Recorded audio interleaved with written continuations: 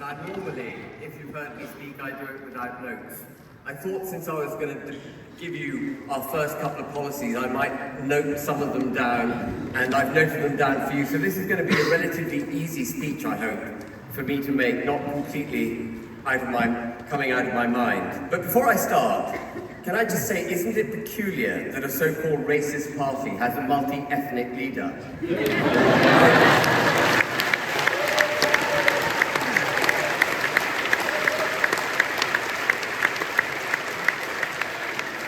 You lot clearly don't know what you signed up for.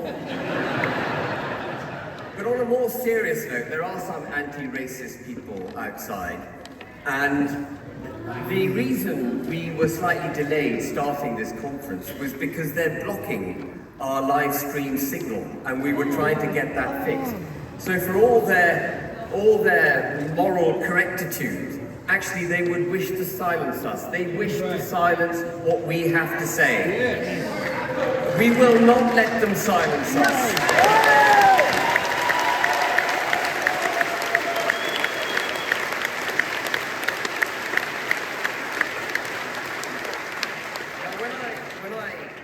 Indicated on the 30th of June 2025 that I was going to launch, I was considering launching a political party. I set two hurdles for the party. The first was that we would have to hit 30,000 members. And I thought that might be a get out of jail free card, that I wouldn't hit it and that I could retire back to my normal life and say, well, I gave it a shot, it didn't work. Within a couple of months, we hit our target. And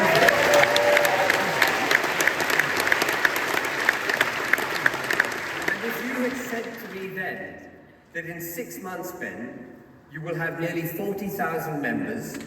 You would have fought your first council by-election and got 12.3% in it. Where's the wonderful Alex Stevenson?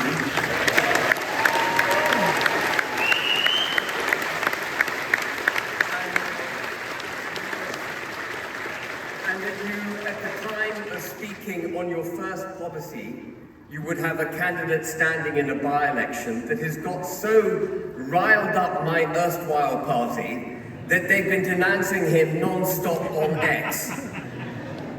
I won't name the party, I think you can guess.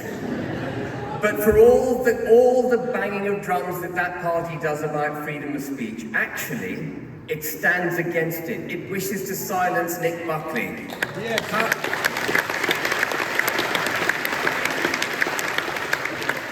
Astonishing it must have been for them that a political party wished to stand a candidate in an election. How bizarre a concept is that? But as Nick said, whatever happens in that by-election actually won't make a jot of a difference on the national stage, but in one respect.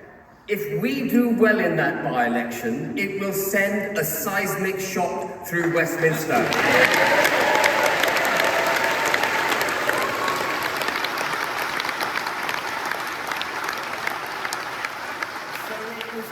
Absolutely vital we stand. Absolutely vital, and that's why they didn't want us to do it. So to the extent that any of you have got free time coming up over the next couple of weeks, I plead to you, please go up to Gorton and Denton, support Nick Buckley, and let's win this by-election.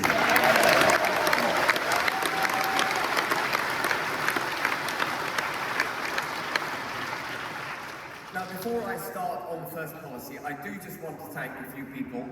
I want to thank the Emmanuel Centre particularly, because the location of this venue was given away earlier this week, and following the disclosure of the location, they were inundated with the so-called anti-hate people trying to shut us down, the anti-racists trying to shut us down, and they held their ground.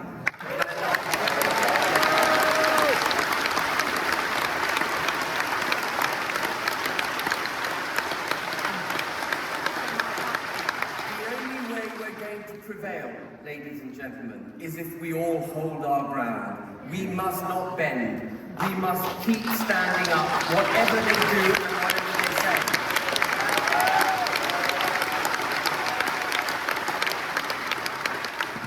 I would also like to thank, you've heard her name a few times, some of you know who she is.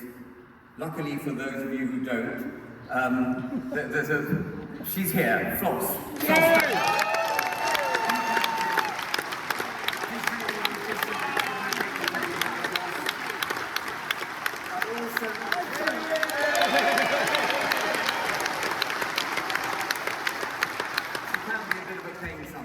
but she got this together. I want to thank Françoise as well, who's head of events. Françoise is here somewhere.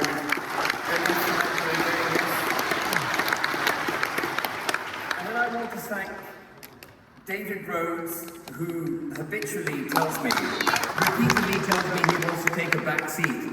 Well, for someone who wants to take a back seat, he's heading up the policy development of Vows UK. He's a phenomenal member of our college, and without him, we wouldn't have what I'm about to disclose to you.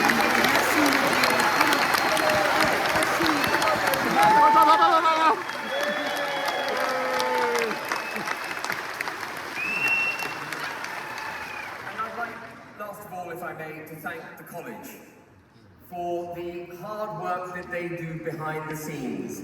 What I'm going to show you now is just a synopsis of our draft policies. This is not comprehensive. It took me ages poring through the document they produced to actually pick out the key bits that I thought I could get through in now 18 minutes that I've got left to speak to you. They are in draft because as we move forward between now and the next general election, we are going to continue to refine our policies. We're going to continue to make the public aware of what those policies are, so that by the time we get to 2028, 2029, we have a perfect, or as close as perfect, set of policies that have been thought through in great detail, and we're going to back it up with draft legislation. That draft legislation will be appended to our manifesto, and for those of the public who wish to read it, the exact direction of travel that we will set for this country will be known. There will be no ambiguity in our policies. It won't be a manifesto put together within 3 weeks. Isn't it peculiar, ladies and gentlemen, that political parties stand for government and they produce a manifesto 2 or 3 weeks before the election, full of nonsense, none of which ever gets delivered. That has to change.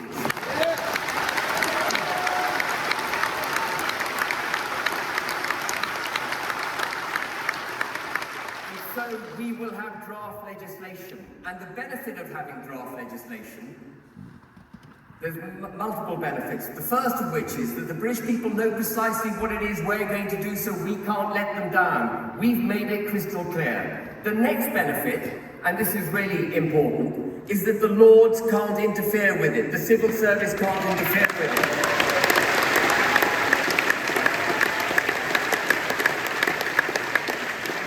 When I walk into the Commons in May 2029 for the first time as Prime Minister of this country,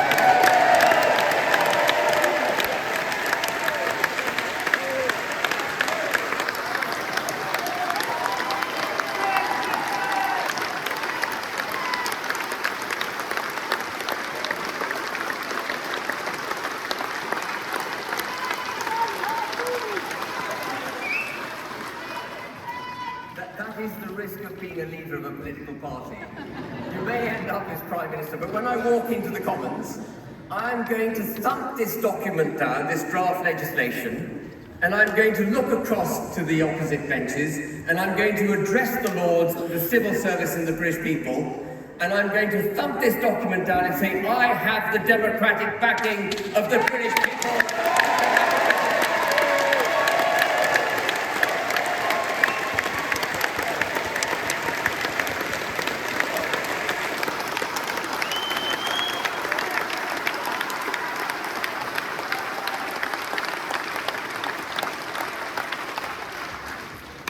We have one last chance to save this country. I think I can't remember who said it earlier, but it took 1,000 years to build this great country. It's taken 30 years to trash it. And we have to save it, and save it we will. Now, the first policy that we were going to draft was on immigration, because that is the thing that really exercises the people's minds. 80% of people in this country put immigration at the top of their concern list. But as we were drafting it, a couple of things happened. The first thing was that we realized, the group of people that were drafting it and myself, that actually there's something more fundamental that has to underpin not just our immigration policy, but all our policies. It is who we are. What are we as a country? who are we, what do we wish to be, how do we wish to move forward? Unless you've established that principle, those sets of principles, you're at sea making other policies. You won't know how to make the other policies you need to make to save the United Kingdom if you can't first establish who we are.